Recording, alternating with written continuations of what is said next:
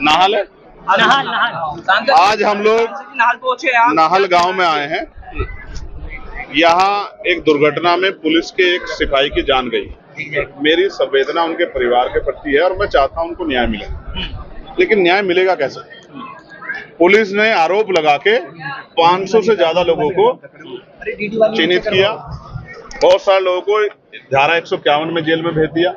बहुत सारे लोगों को 15,000 लोगों को 302 में जेल में भेज दिया। 15 लोगों को 5-6 लोगों को गोली मार के जेल में भेज दिया, सिर्फ आरोप के आधार पे।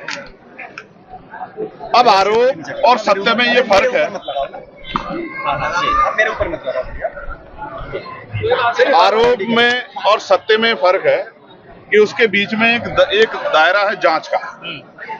आज हम लोग यहाँ हैं, जो दोषी होता है, निर्दोष होता है, वो तो कहता है जांच करो, और जो दोषी होता है कहता है जांच की जरूरत नहीं है।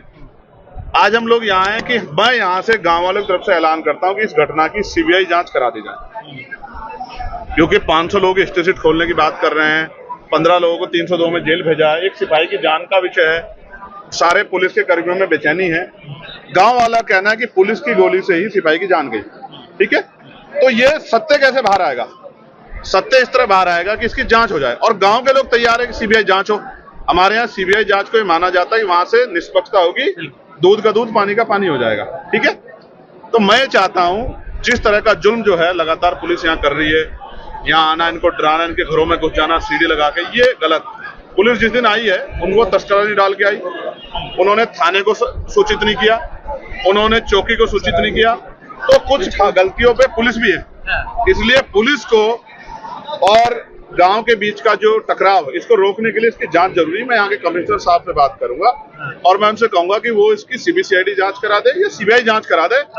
गांव के लोग इस जांच के लिए तैयार हैं, जिससे कि निष्पक्ष कार्रवाई हो जाए और जो दोषी उस पर कार्रवाई हो। पुलिस के सिपाही को भी न्याय मिलना जरूरी है, हम उनके साथ खड़े हैं, और हम गाँव वालों के भी, निर्दोष लोगों के साथ भी खड़े। हम दोषी के समर्थन में नहीं है। जिसको पकड़ने आए थे, जो दोषी है उसको उठाए, कोर्ट से सजा दिलाए, फांसी चढ़ा दें, लेकिन अगर इसके आड़ में निर्दोषों पर अन्याय होगा तो ये सही नहीं। सर, अहमदाबाद को डीवीआर यहाँ से पुलिस ले गई है रात में सीटी लगा के घरों से। ये अच्छा नहीं, ये गलत है। इससे जो है एक भय की स्थिति पैदा हो रही है। अगर सत्यता है तो डीवीआर ले जा क्यों रहे? पुलिस तो लगातार बयान जारी करती है ना, वीडियो भी जारी करती है कि देखो भाई इस घटना में हम पे आरोप लग रहा है, सच्ची है। तो वो अगर गोली चली है और गोली लगी है और आम आदमी द्वारा लगे तो वीडियो को भी जारी कर दीजिए, एविडेंस के तौर पे रख ले। सांसद जी, जहाँ घटना की है वहाँ पर सीसीटीवी कैमरे थे, उसकी भी डीवीआर निकाल ली गई, और जिस घटना जो घटना हुई है वो सीसीटीवी में कैद है। पुलिस क्यों सार्वजनिक नहीं कर रही है? मैं भी आपसे ही कह रहा हूँ, इसीलिए हम लोग जांच की मांग कर रहे हैं ना, इसलिए हम लोग जांच की मांग कर रहे हैं, सीबीआई जांच हो जाए, जिससे दूध का दूध पानी। जो दोषी होगा हम उसका समर्थन नहीं करेंगे, लेकिन निर्दोष पे कार्रवाई ना हो, इसका ये तो कानून भी कहता है ना कि निर्दोष पे कार्रवाई नहीं होती। जिससे ये लोग प्लान कर रहे हैं, डर का माहौल है, उसको ये गलत है। इस प्लान के माहौल को रोकने के लिए हमारे लोग 26 तारीख से यहाँ लगे हुए हैं, लगातार प्रशासन से बात कर रहे हैं, ज्ञापन दे रहे हैं, और गांव में भी आ रहे हैं।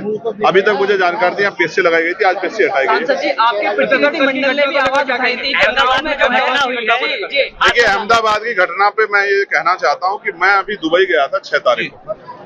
एयर इंडिया की फ्लाइट से मुझे दुबई जाना था, 7:20 की फ्लाइट थी। 2 घंटे में बताया गया कि एयरक्राफ्ट में कुछ टेक्निकल फॉल्ट है, वो ठीक किया जा रहा है। वो फॉल्ट ठीक नहीं हुआ। 3 घंटे बाद हमें एयर इंडिया के दूसरे एयरक्राफ्ट से दुबई के लिए कहा गया कि आप इससे जाएंगे। एयर इंडिया के मोस्टली एयरक्राफ्ट में इस तरह की परेशानी खबर आ रही।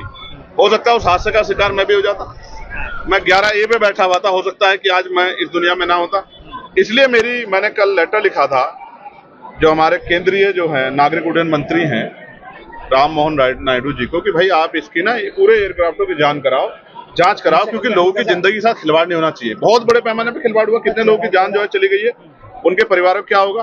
तो मैं तो उन परिवारों के प्रति संवेदना प्रकट करता हूं, लेकिन इससे जो है एक भय का माहौल भी हुआ है लोगों में, और एयर इंडिया के खिलाफ एक जो है आक्रोश का माहौल भी बन रहा है। इसलिए मैं चाहता हूं कि जितने भी एयरक्राफ्ट सबकी जांच कराई जाए, क्योंकि उसमें सफर जो लोग करते हैं उनकी जान की वैल्यू है।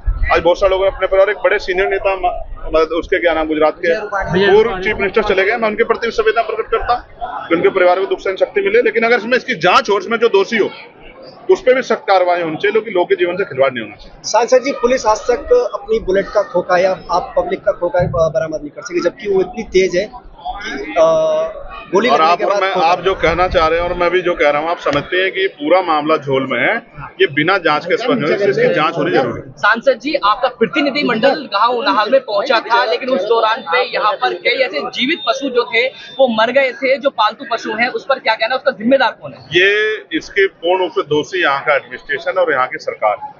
वही सरकार जो है, जब वो पशु पक्षियों की रक्षा की बात करती है, उनके जीवन सुरक्षा की बात करती है, तो यहाँ के जो पशु पक्षी थे उनको क्या जाति और धर्म के नाम पे देखा गया? उनकी सुरक्षा क्यों नहीं की गई? उनकी जान गई, इसका मुआवजा जो है इन परिवारों को मिलना चाहिए, क्योंकि डर के माहौल की वजह से वो गए हैं। क्योंकि जब जांच होगी तभी तो पता लगा, बिना जांच के आपने लोगों को भर दिया है, तो ये गलत है। इसके लिए जो है, मैं इसके लिए बात करूंगा कि उनको जो है न्याय मिलना चाहिए, जिनके पशु रोहिणी दादी को लेकर कुछ कहना चाहेंगे लगातार? हाँ, ये बहुत इंपॉर्टेंट है आप लोगों के लिए। मैं आपको इस पर इतना ही कहूंगा, ये एक महिला के सम्मान से जुड़ा विषय है।